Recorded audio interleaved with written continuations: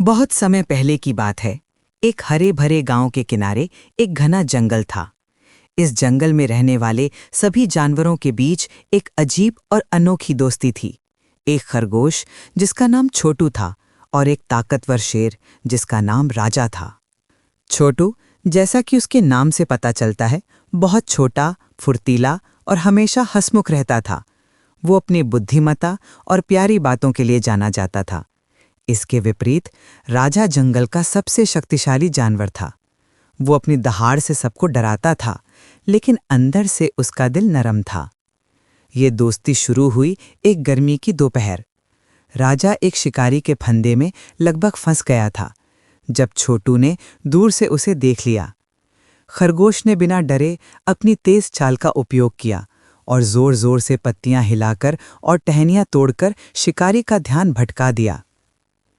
शिकारी को लगा कि शायद कोई बड़ा जानवर आ रहा है और वो डरकर भाग गया। जब राजा फंदे से बच निकला तो उसे पता चला कि उसकी जान बचाने वाला एक छोटा सा खरगोश था।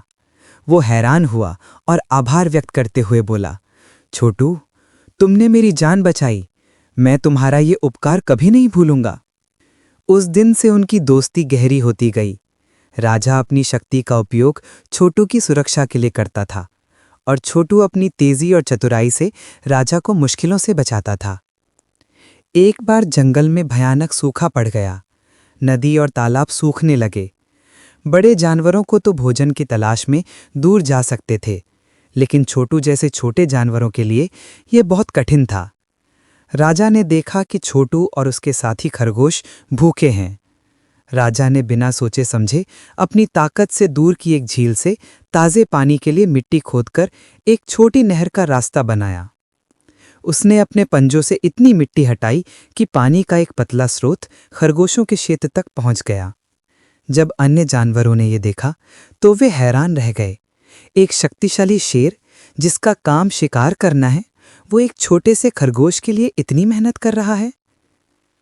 इस घटना ने पूरे जंगल को एक महत्वपूर्ण सबक सिखाया कि सच्ची दोस्ती ना तो ताकत देखती है और ना ही आकार। ये बस प्यार, विश्वास और निस्वार्थ मदद पर आधारित होती है। छोटू और राजा की दोस्ती की कहानी जंगल में एक मिसाल बन गई। उन्होंने ये साबित कर दिया कि जब दो दोस्त एक दूसरे के लिए खड़े होते हैं तो वे दुनिया की किसी भी बाधा को पार कर सकते हैं।